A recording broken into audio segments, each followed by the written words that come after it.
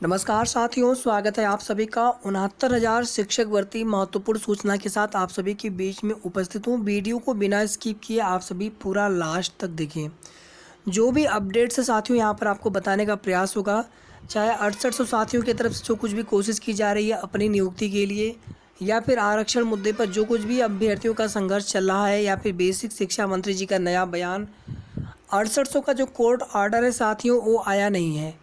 हालांकि हमने कुछ देर पहले चेक किया था और 6800 का जो कोर्ट ऑर्डर है आ जाना चाहिए था। कुछ साथियों का कहना था कि जब कोई आर्गूमेंट या कोई नई बहस हुई नहीं तो फिर उसमें ऑर्डर किस बात का। और स्टेटस में देखेंगे तो उसमें नेक्स्ट हियरिंग डेट दिखा रहा है और साथ ही साथ उसमें देखेंगे तो फॉर ऑर्डर लिखा हुआ था। तो ऑर्डर आना चाहिए था मेरे हिसाब से, क्योंकि मामला टेकअप हुआ था और जो कुछ भी उसमें चीज़ें थी वो आनी चाहिए थी। खैर, जैसे ही कोर्ट ऑर्डर आएगा तो उसकी भी जानकारी आप सभी को दे दी जाएगी। सबसे पहले बता दें साथियों आप सभी को कि 6800 के छात्रों की तरफ से, विशेष करके 6800 की जो बहनें हैं उनकी तरफ से आह्वान किया गया है आज महाधरने का। 2 तारीख को सुनवाई होने जा रही है। ये डेट थोड़ा सा आप सभी कंफर्म कर दीजिएगा, क्योंकि आप देखेंगे जनता दरबार में गोरखपुर में जो ज्ञापन दिया गया था उसमें 3 मई लिखा हुआ था। तो हो सकता है जो भी चीज़ें इसमें हो आप थोड़ा सा कंफर्म कर दीजिएगा, क्योंकि हमने स्टेटस चेक नहीं किया अभी।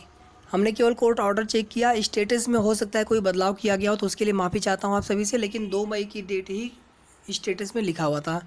कॉज लिस्ट भी उसकी आ जाएगी।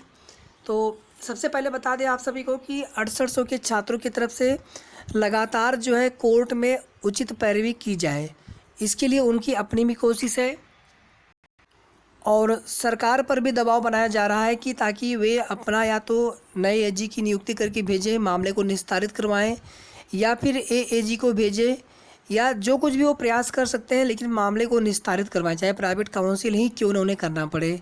और जनता दरबार में योगी जी से ये भी कहा गया कि सर आपने पहले आश्वासन दिया था और फिर से नया जो ज्ञापन दिया गया है उसमें यही है मामला कि कोर्ट से मामले को निस्तारित करवाया जाए।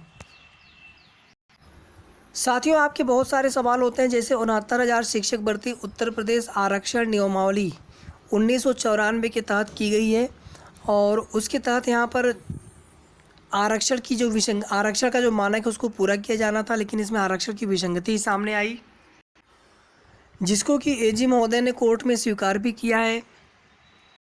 कोर्ट ऑर्डर में भी चीज़ों को मेंशन किया गया है। एनसीबीसी की जो रिपोर्ट थी ओवरलैपिंग का, या फिर जो ऑफिशियल कट ऑफ सरकार ने बताया था उस कट ऑफ के हिसाब से सीटों की संख्या, एक तरफ जहां लगभग 7,000 अभ्यर्थी, दूसरी तरफ वहीं आप देखेंगे 18,988 सीटों का घोटाला, विसंगति।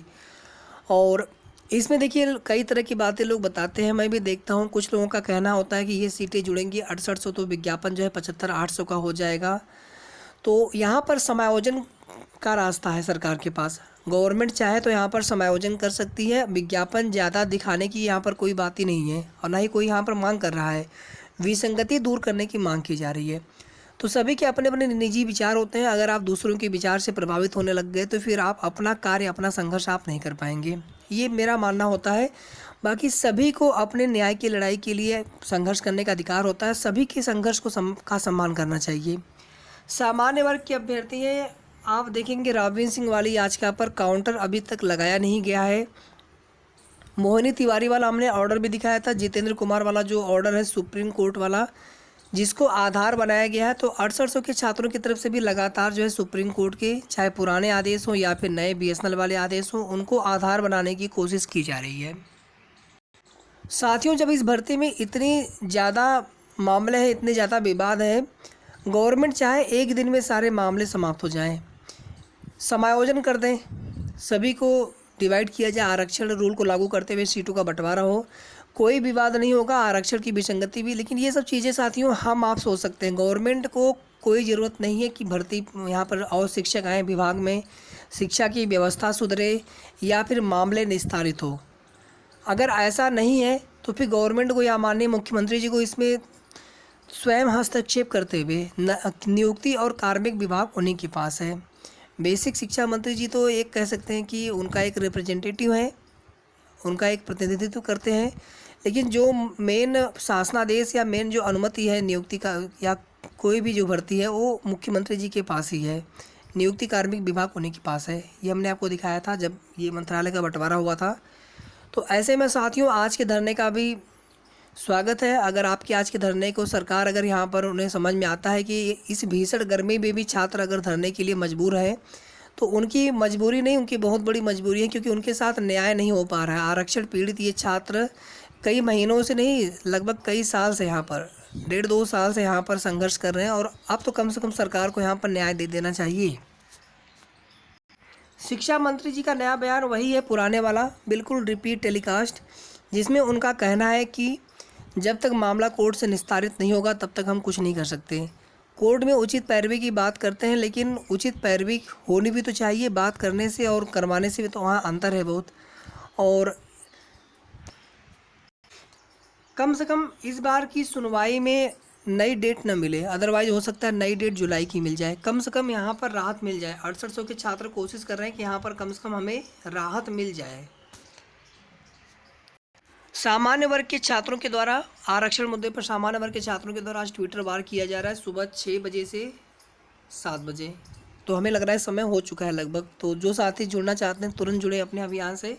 ये आपका हैशटैग है 69,000 सवर्णों को न्याय दो। हैशटैग आप बिल्कुल सही यूज करें। थोड़ा भी अगर आप हैशटैग में परिवर्तन करते हैं तो फिर आपका ट्वीट इस हैशटैग के साथ नहीं जुड़ेगा। टैग आप ज़रूर करें। फिर देखिए सामान्य वर्ग के छात्रों का अपना तर्क है। उनका तर्क अगर देखेंगे तो उनके हिसाब से सामान्य वर्ग के छात्रों के साथ न्याय नहीं हुआ है। सीधा सा मतलब यहाँ पर दोस्तों ड्यूअल आरक्षण का मामला है।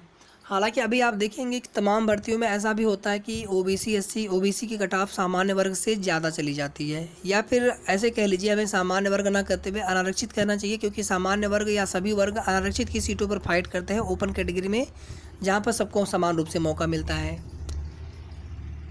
तो जब ओबीसी की कटाफ सामान्य वर्ग से ज़्यादा जाती है तो वहाँ पे ये होता है कि क्राइटेरिया उनके पास नहीं होता है जनरल की, तो जनरल में ओवरलैप ना कर पाने की वजह से ज़्यादा छात्र ओबीसी के होते हैं। तो अपने कैटेगरी में उनकी जब मेरिट बनती है तो उनकी मेरिट कितनी भी जा सकती है, और कभी कभी ये एज़ कम्पेयर टू सामान्य वर्ग ज़्यादा चली जाती है, ऐसा होता है।